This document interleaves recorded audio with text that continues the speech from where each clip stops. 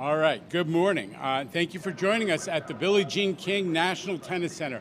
I'm Jano Lieber, MTA Chair and CEO, and I'm here with MTA Chief Customer Officer, Shanifa Riera, and Danny Zausner, who's the COO of the USTA National Tennis Center right here in Flushing Meadows. Thank you for joining us, Danny.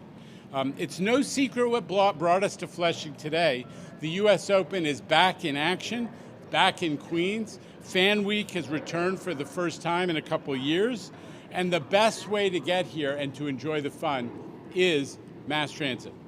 From the 7 train, buses, Long Island Railroad right here to Willets Point, riding with the MTA is the winning choice. And I just rode the train out on the 7 train. It was fast, it was convenient, it was air conditioned, it was a great ride, and it was great to see so many other New Yorkers on their way out to see tennis on the train as well. We're excited to welcome back 800,000 spectators to Flushing over the next couple of weeks to see the world's greatest tennis players in action. Riders should keep an ear out for special announcements in the system from some of our sports, the tennis's biggest names.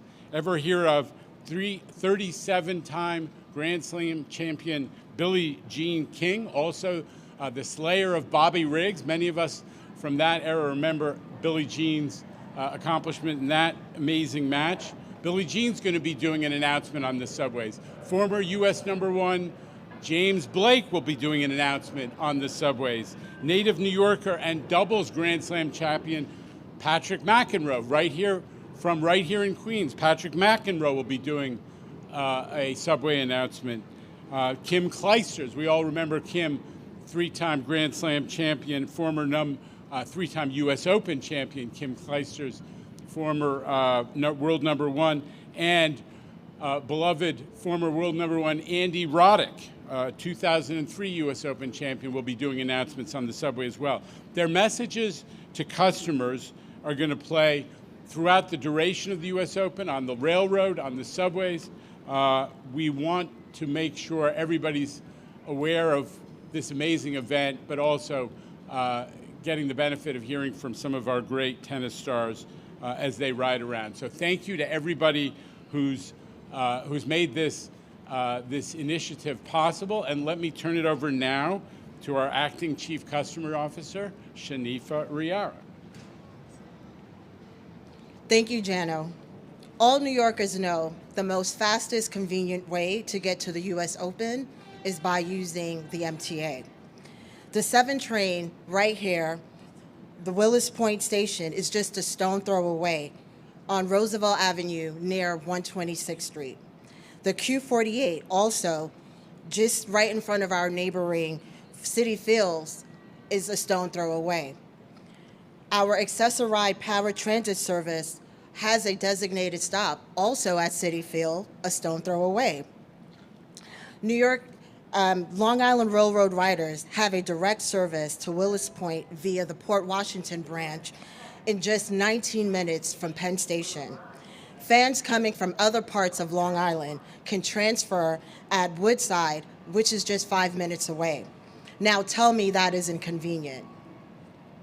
If you're planning on coming to a lot of matches, please take advantage of our many fair counted discount products. Consider the 10-trip option, which saves you 15%, and you can use it as well as others that are riding with you, so please consider riding with your friends and family. There's also the popular 20 peak ticket, which is great for you hybrid workers. Our newly expanded city ticket lets you travel between LIRR stations within the city just for $5 each way during the off-peak hours. Please use our brand new Train Time app, which combines trip planning, mobile tracking, and GPS tracking as well for a seamless customer experience. Our subway and bus customers, don't forget about Omni, Omni, Omni. Continue tapping away to get to Lucky 13 after using 12 fares in 1 week. So we are all looking forward to seeing you as well as Serena Williams here at the US Open. And with that, I send it over to Danny. Thank you. Thank you, Shanifa, and thank you, Jonah, for coming out here. I really, really appreciate it on behalf of the USTA. 2019 was record-breaking crowds for us. People use that phrase record-breaking all the time, but it was the highest attendance we've ever seen. And 2022 right now is tracking along that direction, so we may break the records of 2019. Traditionally, more than 60% of the fans that come out to the Open come out via mass transit, and we'd love to see that 60% number come back. Quite frankly, it's the most convenient way to get out here. We're very fortunate to be in the greatest park in New York City in Flushing Meadows Corona Park, and with the Mets playing so incredibly well right now and having top attendance, we don't want people driving here. It's just not a great experience for them, so their best bet is to take mass transit. Already thousands of our employees are coming out every day via mass transit, and they talk about the good experience that they're having. So we implore the fans, do the same thing, ensure that actually your ride out here is as enjoyable as your experience will be during the US Open itself. So thanks to the MTA for making that all possible. Okay. Thank you, Danny. On-topic questions.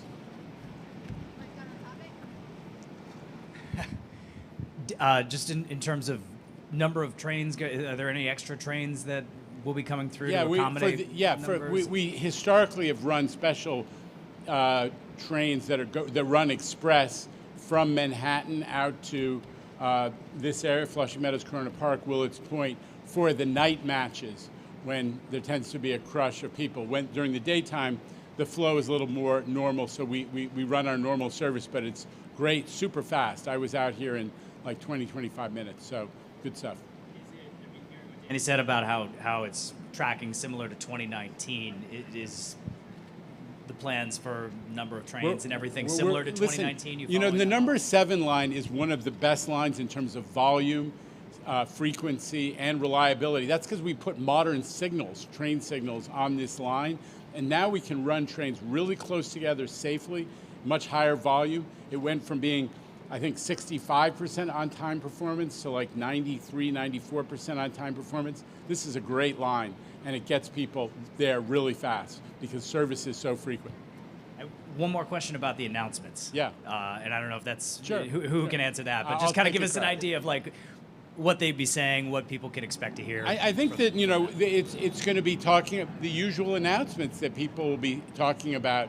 It's the best way to get to the U.S. Open. They'll be doing mask reminders. This is something that our celebrities frequently have done. They'll be doing all kinds of, the safety announcements that we do. We're just trying to take advantage of the fact that this is tennis season in New York, and people really appreciate hearing from some of the greats who pass through New York and who are part of the New York tennis scene just at this time of year. It's fun.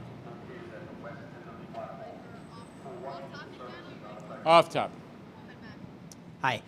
So there was a report yesterday from the Citizens Budget Commission talking about MTA finances and the capital program moving forward for till 2024. One of the things that they found was that the agency will not be able to commit to $28 billion in planned projects through the end of this current capital plan, and that the agency is not being transparent enough about projects that it can prioritize until then. Your overall reaction to what was in that report? Well, a lot of respect for the CBC generally. On this one, they got it totally wrong. The MTA, despite the COVID delay, we had an 18-month delay in implementing the current capital program. But since that delay, that pause was ended, we've done close to $10 billion of new commitments. So we're very much on track to do like $50 billion in a normal 5-year period, which would be exceptional, much better, faster than ever before, number one. Number two, what New Yorkers care about is that we're knocking out projects. And during that COVID pause, we started knocking out all kinds of big projects that had been lagging. We finished the L train, but early, $100 million under budget. We got all those digital screens up. We redid the Times Square shuttle. So New Yorkers are seeing that the capital program is going really well. CBC asking for transparency. We'll take a look at it. But frankly, we have every project through next year up on our website. I think they got this one wrong. To spend around $50 billion through the end of this capital program? We're on track to spend at a pace that would generate $50 billion were it not for the COVID-related 18-month delay. So we're in good shape. The capital program is going great guns. The real issue for the MTA is the operating budget.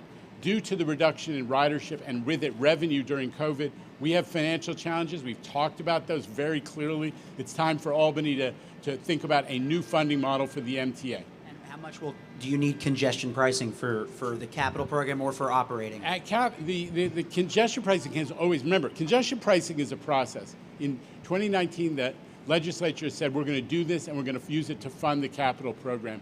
The feds have dragged us on in a long process, but we're doing that. We're now having hearings. We're satisfying the federal requirements. This is a process that's going to continue on for another 6 months to a year, but we're knocking it out, and we need the money to fix the subway system and the mass transit system in general. All right, we're good, everybody? Thank you.